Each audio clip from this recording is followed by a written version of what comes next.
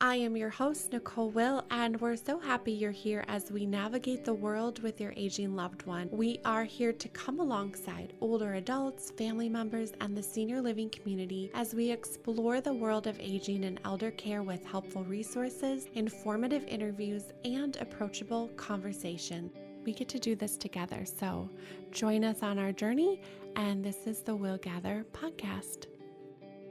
There are millions of family caregivers that are struggling to pay for care. This financial strain of caregiving is one of our nation's top care crises. Families are often in an overwhelming, unsustainable financial situation.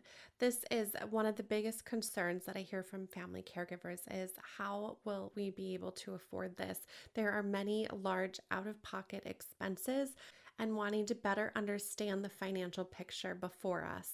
Kimberly Whiter is the CEO for Elder Care Solutions. They create innovative strategic collaborations that provide solutions for our nation's care crisis.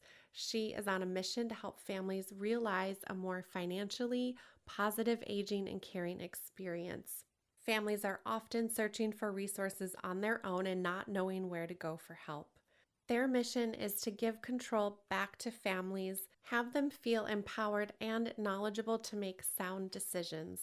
Supporting families and helping them access money needed to provide adequate care is what they do best. Kimberly is making change and having important conversation, and I'm so happy she agreed to share her knowledge with all of us. Here is my interview with Kimberly Whiter. Hi, Kimberly. I'm so glad we finally get the chance to visit today and have a deeper conversation about what you're doing. I think it's so important and so needed. Oh, thanks, Nicole, for having me. I know when we met first on Zoom, we just couldn't finish our conversation Yeah, because we had so much to talk about. So I'm so glad to be back so we can chat some more. I agree. I know there was just so much information. I just remember like nodding my head yes the whole time. We were talking like this is so good.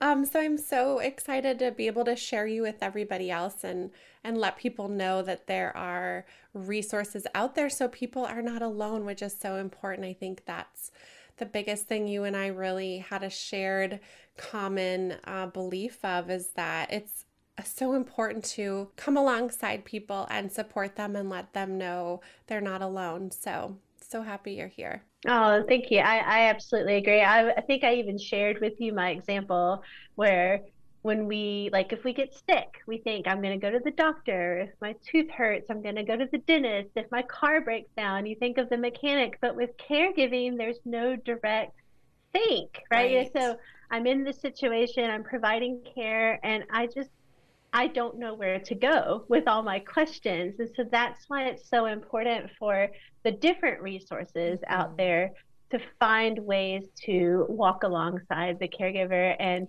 the best resources are the ones that provide them and open them up to more resources, right? Because they just don't know where to go to find the help and answer Yeah. their questions. I agree. And that stood out is you really wanted to create this interdisciplinary approach because I think that's what we found is there are so many components to caring for our aging loved one. It's not just this one size fits all. Absolutely. How did you decide to start Elder Care Solutions and love to know your backstory because I think it's kind of fun and Sure. unique to see how we get Yeah. there. That story will answer both questions, actually. Awesome. So Yeah.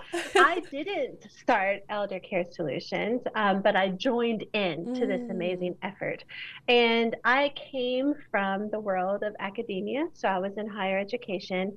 And whenever you work in higher ed, one of the things that you do alongside teaching and going to all the committee meetings is also developing what's called a scholarly program. So you have something that you study and you hmm. present about and you write about. And one of my scholarly areas was interdisciplinary practice and interprofessionalism. So I was really putting a lot of effort into understanding how people from different professional backgrounds Hmm. come together for a common good. Mm, And that had a particular tie-in to healthcare whenever I was doing it.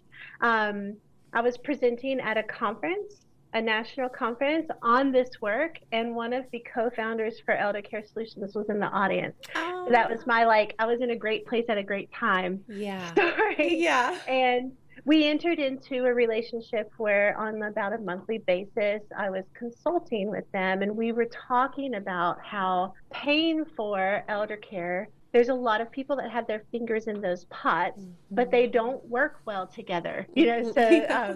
elder law attorneys and financial planners and tax experts, and then all the experts in like Medicare and Medicaid and veterans benefits, they all have amazing, rich, meaningful things to say about how you can tackle some of the care costs. But when they don't talk with one another about the same particular caregiving situation, there's going to be a lot of things that are missed, and we're going to steer people in a lot of opposing directions and sometimes the wrong direction. And so that's what we were like wrapping our heads around, was how could we do something that's interdisciplinary that would provide the best common good for caregivers and their families. And after about a year, they invited me to come on and steer the new direction as the CEO. And so Elder Care Solutions was not my brainchild, Ah, but it has taken some new yes. direction since I have been at the helm. I love And it. now at the end of 2021, I did become the 100% owner. So now it is mine, which Okay. I'm very proud of, because I think the work that we're doing has a particular importance in the care economy. Yeah, it does. You were at the right place at the right time. Fate said you are going to be doing this. There's nothing better than that. And you're so right. So many of those different organizations or topics around even the financial health of our Mhm. aging loved ones, they do overlap, and yet they don't always work together or communicate together. And just having for the benefit of the people that we work with and love, to have that community come together is so enriching, because we're able to pull from all of those different points to have the best financial picture available. Absolutely. Yes, so we come at it from let's network with Mm-hmm. all of those people who have a say, Mm-hmm. but we are the point of contact for the client. So when a Mm-hmm. family caregiver comes to Elder Care Solutions, and sometimes it's the senior themselves, but that's just a much more rare situation. It's most Mm-hmm. often the adult child of the elderly person. And we are like their advocate, right? So we Mm-hmm. say, when it comes to paying for the care that you need in place for your elderly parent or in law or very close family friend, what are actually all your options? And what would all these professionals say about your situation? And then let's look at that picture at a bird's eye view. And now you can be empowered to say, well, based on all the things I now know, what directions do we want to go? And which order do we want to take? Mm-hmm. Because now there's this change in the narrative. Instead of, I don't even know if there's options out there and I don't know what to do, now there's, oh, I have options at my disposal and I get to choose what I want to do. And that's what we want to do with family Yeah. caregivers, is kind of flip them around so that they're in Mm-hmm. a more empowered situation and they know that there are options for them, instead of feeling very overwhelmed and stressed because they think they're at a loss and they're throwing their hands up in the air. Yeah. That's so huge. Feeling empowered and feeling like we can still make our own choices gives us that autonomy and Yeah, that confidence that we know what we need best, and with the guidance of people that can provide more information only makes it better. It only makes it absolutely. better. What's the landscape we're looking at right now for caregivers? I hear from families all the time just how overwhelmed they are. And in fact, the financial piece is, I would say, most often one of their biggest concerns. Yeah. It causes them the most distress. Yeah. And, what does the caregiving landscape look like right now? It's bleak, which I hate, because I Mm-hmm. feel like as a nation, we should be in a better place. So there's a lot of contributing factors to what I'm calling the perfect storm. That's what Mm, creating this financial crisis. So one is the baby boomers. We have all had the messaging like shoved down our throats. They're a huge generation. So we know that they're really big. What we maybe haven't thought about before is that the baby boomers are the first generation to go through modern healthcare their entire lives, Mm. which means they're aging in a much different way than the generations before them. So they have this incredible late chapter of life that they're enjoying. The national average is 18 years in addition for their life compared to the generation before them at the same ages. That's a 20 more years that they're Yeah. living.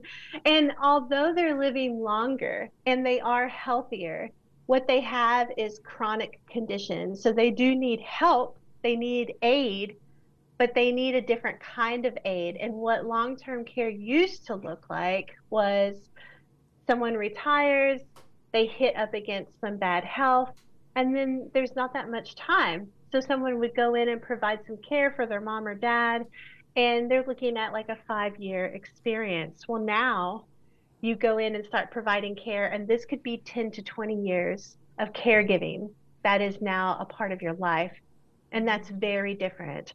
And we have not set up mechanisms as a country for financing and providing that type of care to that many people that are living that long. Yeah, That's all it's the all factors. of Right. all of it. So the way that it's changing is care is falling on the backs of family members, which is why we're seeing this huge uptick in family caregiving. Care has to happen in the home because we just do not have the space for it to happen elsewhere. And there's already been huge pushes since the 90s for care to happen outside of institutions and for stays in hospitals to be shortened. So care that used to be provided by professionals in professional settings no longer happens. That happens by family in a home. And so what does that look like for families? And the answer is it's different for every family Hmm. and it costs a lot of money Yeah.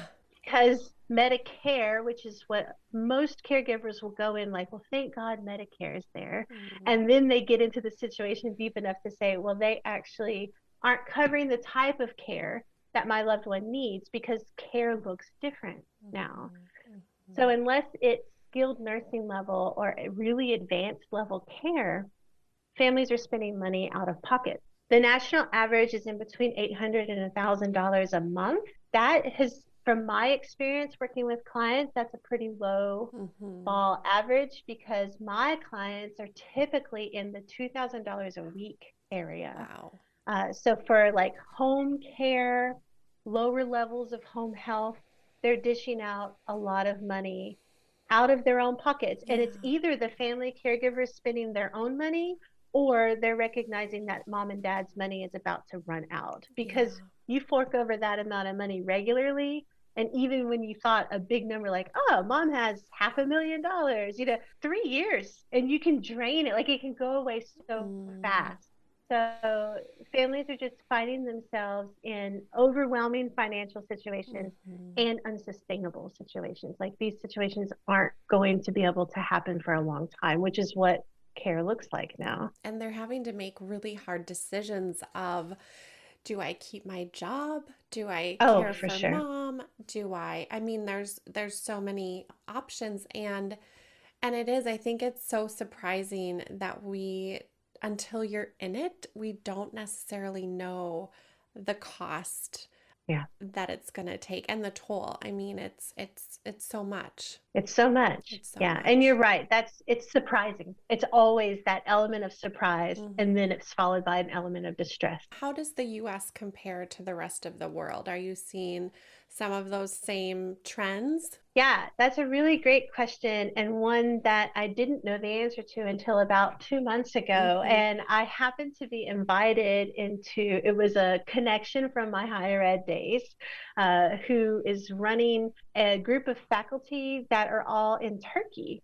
And she wanted to bring me in to talk about family caregiving because in that culture, there's no option. And it's such a non-option that you're expected to live with the elderly parents. Like Hmm. there's cohabitation and multi-generational homes. And so I had to do some research on what's happening like in Europe because I wasn't quite sure. And I help people all over the US, but that is my border, is the United States. Yeah. And I was surprised to see how similar it was. Mm-hmm. Of course, there are more caregivers because there are more people in Mm-hmm. comparison, but they have a lot of the same challenges. And one of the overarching issues is that every country has a baby boomer generation. Some of them happen at different times. It all Mm-hmm. depends on when the war ended in Mm. their country, Yeah. but they all have a baby boomer generation. And that generation is stressing the governmental limitations. Mm. And so it's so interesting that we are seeing this as a worldwide crisis. Yeah. And a lot of the fantastic businesses that I watch and follow in the care economy Mm-hmm. that are doing really great work at big scale. I've noticed that some of them are scaling outside the US because their work is applicable elsewhere, and it makes complete sense.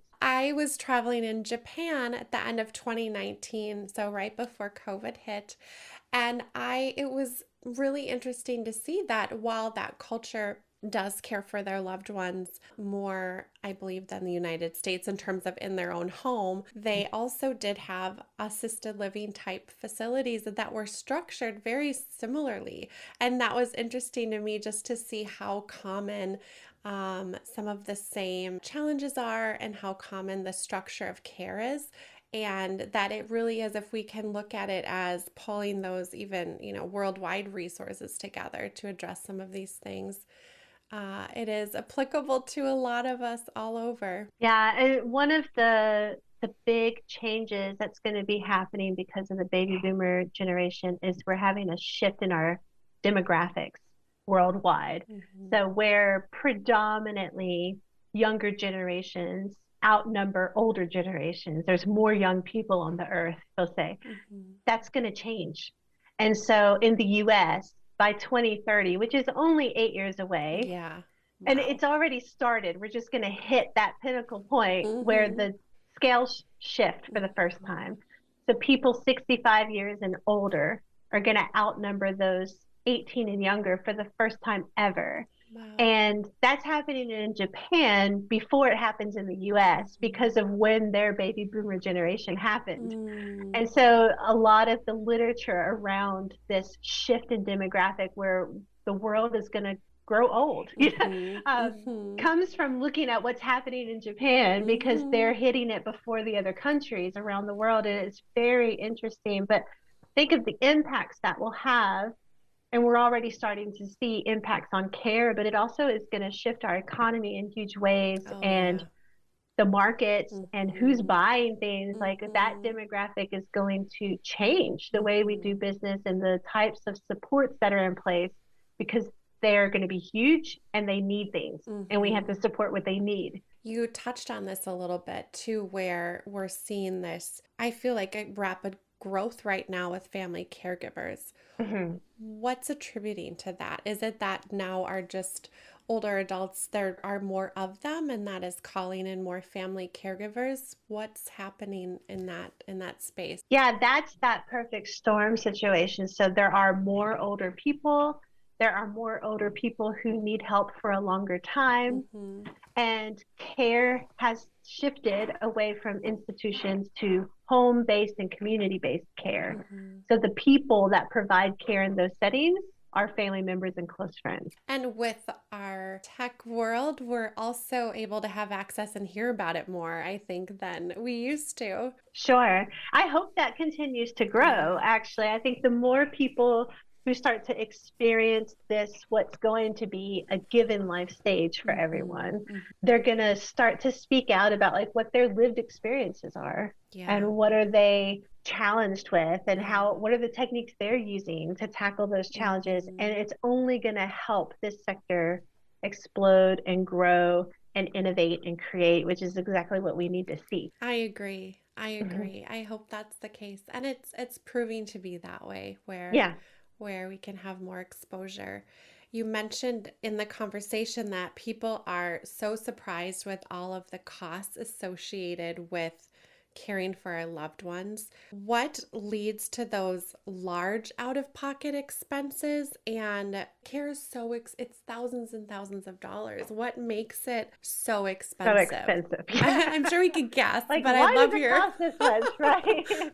I know. There is this very strange and frustrating black hole when it comes to care. So if someone meets the economic requirements for Medicaid, they have all doors open to them. Medicaid will come in and pay for pretty much every level of care, even home care, which is like the lowest level, just help with the laundry and housekeeping and bathing and hygiene. But if you're economically disadvantaged, you can have that covered. If you're very, very, very, very, very wealthy, you can private pay for anything. And so it's the middle class families that are getting hit the hardest, where they are not eligible for the economic limitations that are needed for Medicaid. Medicare will only step in when the levels of care needed are very high. And so they're forking over the out of pocket money. And the amount of money that they're forking over does make them poor, right? Because then Yeah.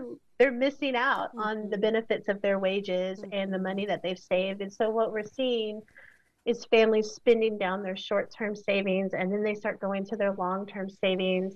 And it's estimated right now that family caregivers that are working full-time are spending about 40% of their wage on care needs, which is half their money. Oh my word, yeah. So this is a crisis that families are in. And that's where the distress comes in, is because I don't qualify for the thing that's going to cover it all. And the level of care isn't high enough for the other thing that could help out. So what am I left with? And the answer is nothing. It's very difficult. It's so complex too, because we want to provide the best care for our loved ones, but yet we also want to save for our own potential future. Sure. Is there advice on, do family caregivers use their own personal finances to pay for their loved ones' care, which I know a lot of people do? That's a specific question, but well, my advice is try to get to a situation where you can prevent using your own money. So the work that we do with Elder Care Solutions is, let's take this at a tiered approach. So first, the type of care that you have, is there anything we can do to get that cost down? So are you sitting with the right agency, with the right level of care? Are you getting everything that you need? Are there cheaper or better ways to get the care that's needed? And then let's start tackling, are there ways to get more money into your situation? So are there benefits that you're not tapping into? I can say a common trend right now is the elderly loved one is a veteran or a spouse of a veteran. But veterans now veterans are Vietnam veterans. And they are so used to not being included in the benefits that they assume that they're not eligible. And so we have a lot of help around that is not applicable anymore. Let's actually look at the benefits that are in place and what you have access to, and start tapping into those, because there's some really great help there that can bring some money into the situation, either direct money or reimbursement money, depending on the type of benefit that they tap into. Next, are we leveraging insurance?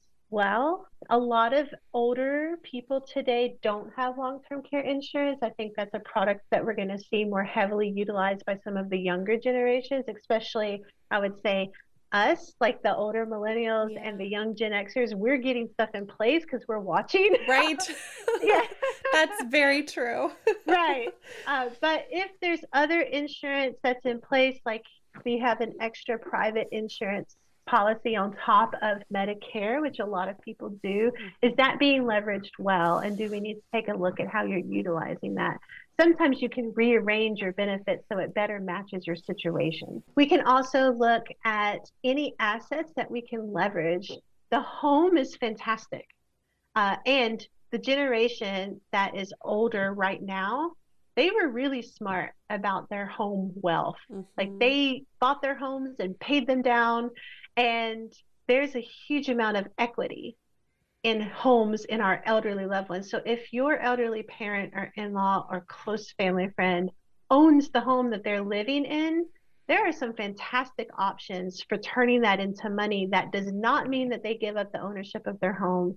They get to stay in their home, which is exactly where they want to be, Yeah. and they can grow the money. It's not stagnant, and it will not impact their Medicaid eligibility should that be something they need to do later. So there's a huge amount of benefit by just exploring those options. And then we'll look at other things too, but just all the different financial techniques that we can leverage so that money is coming into the space that can be placed for care, and you can start taking your money and putting it back into your savings Yeah. account.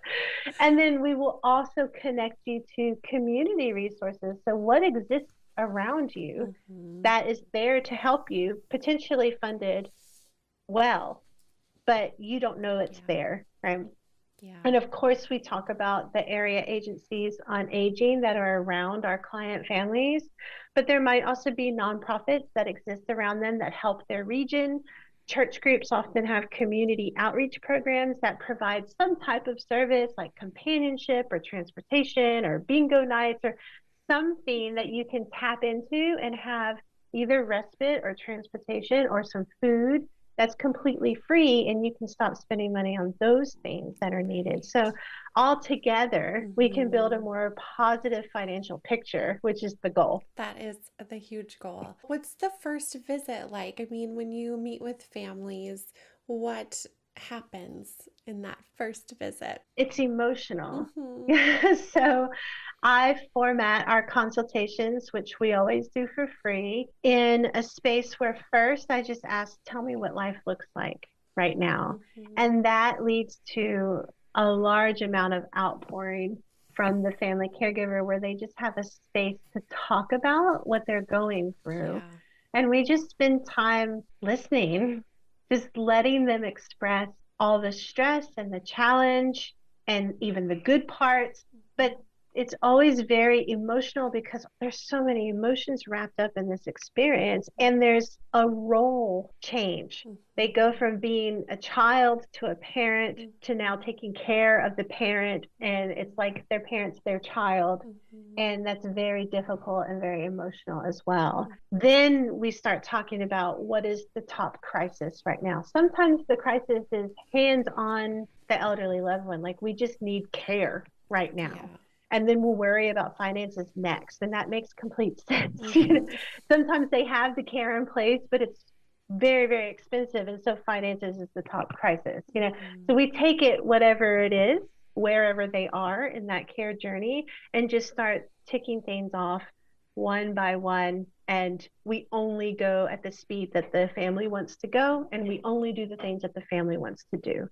The whole point is they get control again. Yeah. And they feel empowered, which is not where they're sitting when they come to us. I love that you provide that safe place. It's evident in how families open up to you and share with you. I know in our previous conversation you had talked about that experience of you spend a lot of time listening, which is so amazing for you to do that because a lot of times businesses want to do the talking.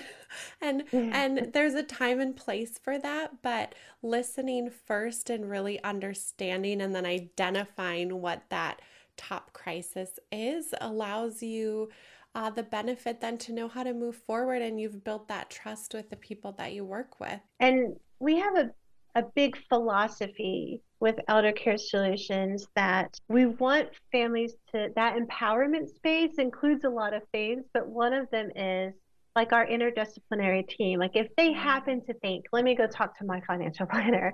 There are a lot of professionals that only communicate in a way to sell things. And they have really great information, and you will learn some things when you go meet with them. But if you go in with a stance of, I need help, I'm not sure what it is, tell me what you can do to help me, which is exactly where family caregivers are, then you're vulnerable to being sold to. And also, you don't know any other perspective, so you're probably going to do what they say, right? When we would rather caregivers be able to go in and say, I've looked at my options and I know that you as a financial planner can do this specific technique. Tell me about that. And it's a Mm, much more empowered stance. yeah. And the conversation is, I'm getting information from you, and then I'll Mm-hmm. decide if I'm Mm-hmm. going to purchase the particular product. And that's where we want family caregivers to be. So, of course, when they approach us, we don't want to sell to them immediately. We want to help, do the most good, and then we'll see if getting into like a formal cooperation with them makes the most sense for their situation. Yeah, yeah. You just talked about the interdisciplinary team. You Mhm. do have this great team of people that you're working with. Tell us about that. Who are they and how do they support you guys? Yeah, we have we call them friends of Elder Care Solutions, which are fantastic professionals that are what we would say experts, and they know a lot about their silo. And another part of the criteria when we're looking for close friends is they are well networked themselves. So if I can go to a financial planning expert who knows a lot about a lot of different techniques in the financial planning and advising world, but also as part of a network where they can tap their friends on the shoulder and say, hey, we have this strange, weird situation, which happens a lot because every caregiving situation is unique. Mm-hmm. What do you think about it? And we can put strategic brains on it. That makes a lot of sense. Or housing wealth experts who know a lot about the different ways to unlock the equity in a home, but also are well networked. So we can tap anyone across the US on the shoulder and say, we have someone in your area. Could you meet with them? And attorneys, the same thing. So we have our spider webs out to be networked with people that do really great work, know a lot about what they do their work in a holistic way where they have the same philosophies that we just want to help out, and Mm-hmm. then we'll see where this road goes, right? Mm-hmm. And they're well networked themselves. And so that's the kind of partnerships that we've set up with a lot of professionals that all have something to do with how you pay for care. So when families come to you and you've identified that top crisis, and it might not necessarily be that financial piece, in what ways do you support them in that? Yeah, I've put a lot of thought around that. And this is where I pull some of my background in. So, because I come from higher education and I used to teach full time, I can't get education out of my bones. Like it's just something that lives there and it's a So part of what good. makes me me. And Mm-hmm. so I thought, why not add that into the business model? And so even if we're not going to engage in where they will come in as what we call our client family, so they're not going to be a part of our formal client family, but they still want to tiptoe around us. I absolutely support that. And we provide education in two strategic ways. One is we have a very robust blog. So every month we pick something that has to do with paying for care, like any issue, and we talk about it and provide education about it. And this month, being March, we played around with the March Madness idea. And so we came up with Money Madness for family caregivers because they're in this mad state around money. Mm-hmm. And the whole goal of this blog is just to make very transparent the realities of care. So, what are the different types of care that can come into your home? So, the aging in place support, and what realistically do they cost? And which entities will cover them. So is that something that long-term care insurance will cover? Yes or no? Is it something that Medicare covers? Yes or no? And we make it very clear so you can start planning for some of those future levels of care and how much that might cost. And then we tackle just three important financial things. So this month, of course, it's March, everybody's thinking about their taxes. Mm-hmm. So we brought up some of the tax benefits that family caregivers can get this year in 2022 when they're doing their 2021 taxes, and learn a little bit more about those and how to plan for receiving those Mm-hmm. benefits.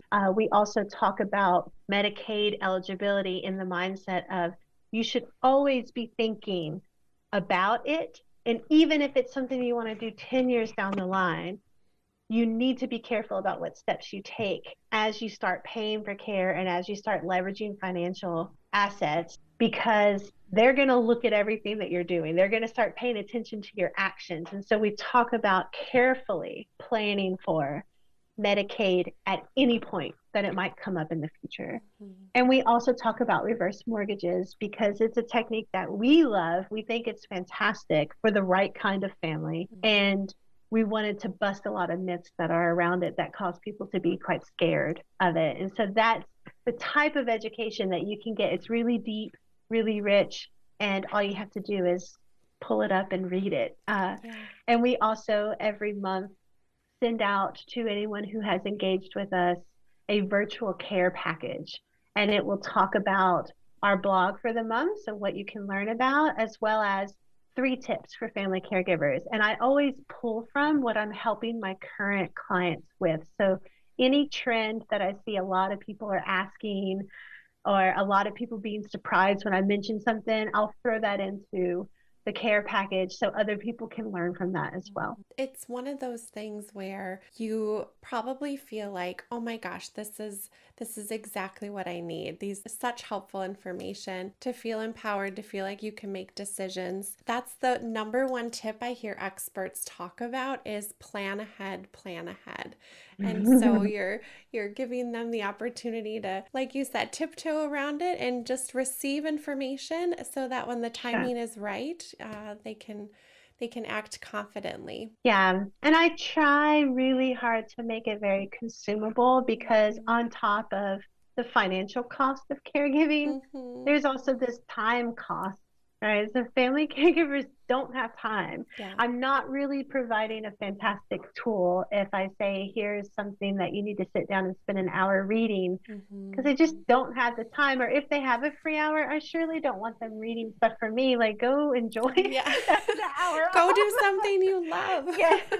So I do try to Oh, make anything that I ask a family caregiver to perhaps engage with. It's yeah. for a short amount of time and it's very consumable and it's Mhm. written in an easy to read Mhm. manner. And Mhm. then hopefully you learn something or thought like, oh my gosh, I would have never thought of that. Yeah. And if you want to engage with us in one of our consultations just to ask questions about that particular thing and learn some more, Mhm. great use of your time.